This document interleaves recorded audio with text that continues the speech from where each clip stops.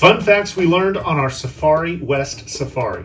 There are over 80, some would say 91, types of antelopes in the world, and there are no antelopes native to the United States. Fun fact, last year, Safari West welcomed a baby rhino, Otto, who weighed 100 pounds at birth and at 1 year of age weighs over 1,100 pounds.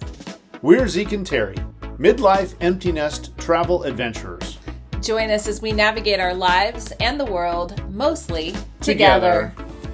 This week's video is going to be a little different because of the nature of where we went. No pun intended. For my birthday, we decided to go on safari in Santa Rosa, California at Safari West. Okay, it's not quite Africa or South Africa, but it definitely felt like we were further than 65 miles north of San Francisco. We were surprised at how much we enjoyed not just the 3-hour safari, seeing and learning about the animals, but the barbecue dinner was also surprisingly good.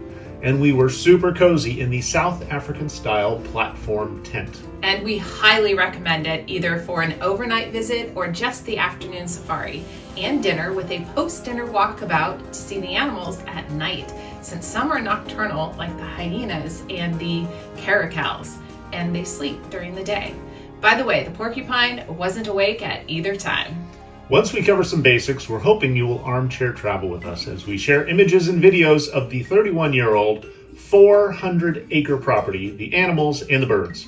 But first, some basics. Safari West is an hour and 45 minutes north of where we live in Redwood City, without traffic, of course. And as Terry said, about 65 miles north of San Francisco, just 10 minutes off of Highway 101.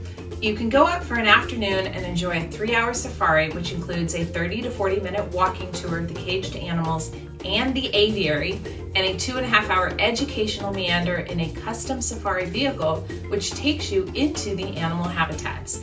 At one point, I think it was advertised that the animals were free and the people were in cages. The safari vehicle was open, so we didn't feel at all caged, and when the ostrich came right up to us, we had to lean away to avoid physically interacting. The giraffes got curious too. The tours are led by knowledgeable tour guides. Our guide Jeff has been working at Safari West since 2010 and has been on a few safaris in Africa. You can also spend the night at Safari West in a platform tent made from safari canvas. It was very sturdy. They are surprisingly comfortable with lovely amenities and extraordinary views. We were in tent 22 toward the top of the road, and both in the evening and in the morning we enjoyed watching the animals grazing just beyond the fence from our porch. A basic buffet breakfast is included if you stay the night. You have the option to pay for a delicious barbecue dinner whether you stay the night or just stay past your safari in the afternoon. Dining is communal, and since it's assigned seating, you may end up seated with strangers for dinner, and if you are open to it like we were, you can have some very interesting conversations.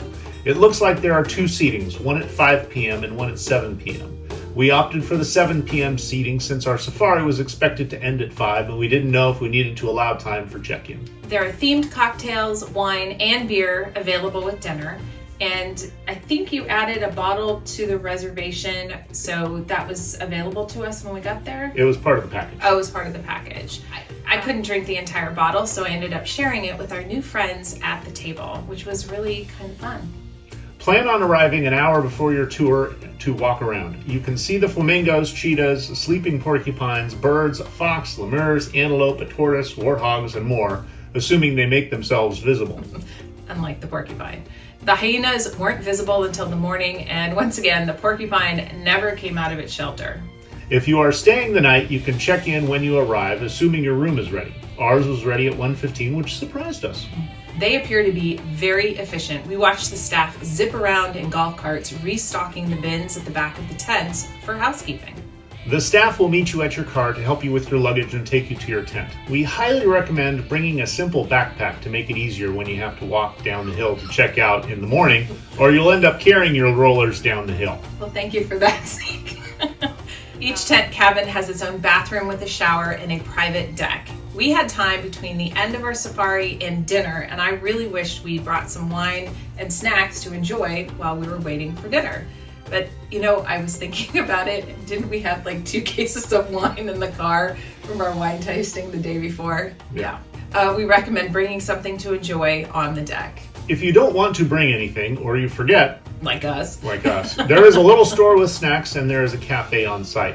We purchased an adult Lunchable with cheese, salami, and crackers for about $5 to tide us over until dinner. We were surprised that it wasn't closer to $20 like it would have been at any other amusement park.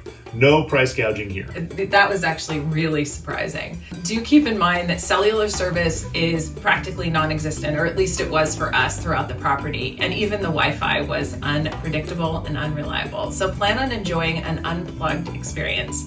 If you have an electric vehicle, we also recommend that you charge before you arrive or plan to do it afterwards, because we didn't see any chargers for guests on the property.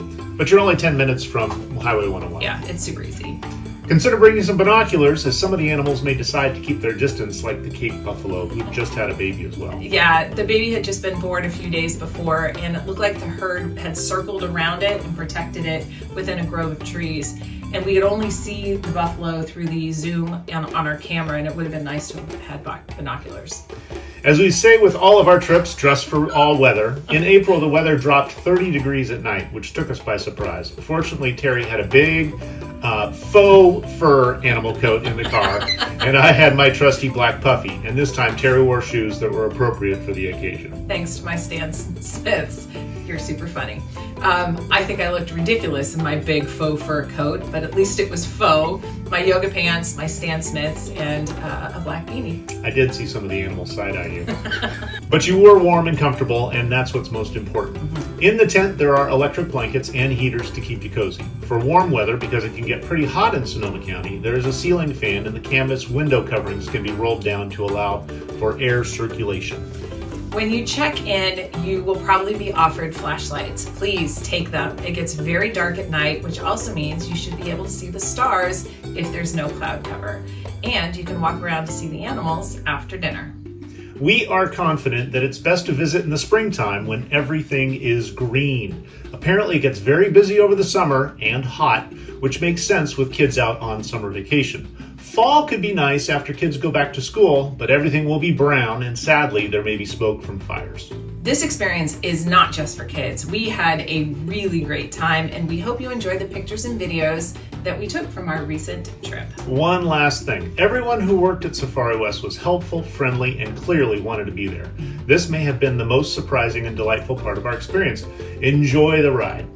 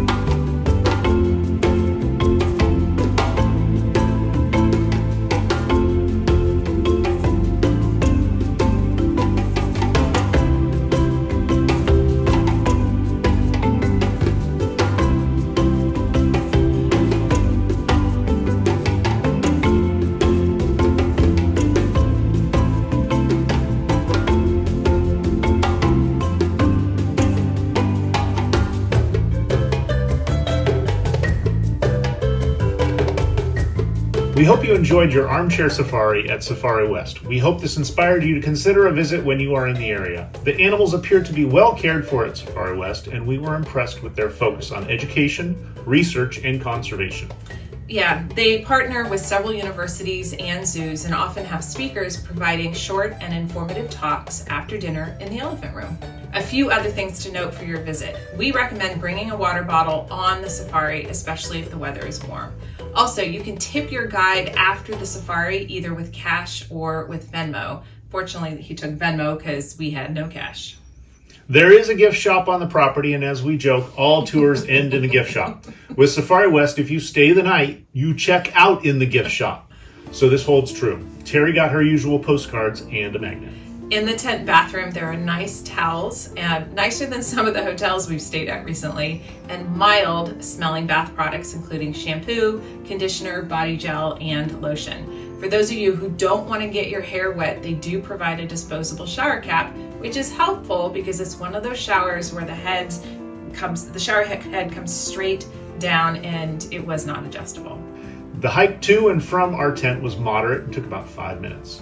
And I think that's all we have for you about Safari West, or at least the logistics around it. If you have any questions, as usual, go ahead and drop us a note in the comments, or feel free to reach out at zekeandterry@gmail.com. If you liked this video and want to see more like it, please subscribe to our channel. Soon we will be headed to Italy and France and plan on releasing near daily videos on our adventures. And you won't want to miss that. We're still not completely sure on how that's going to work, and it may be a total train wreck. And who does not want to watch somebody like us with a complete and total train wreck on social media? It's kind of like NASCAR. You watch for the crashes. And on that cheery and positive note, it's time for us to get back to navigating our lives and the world together.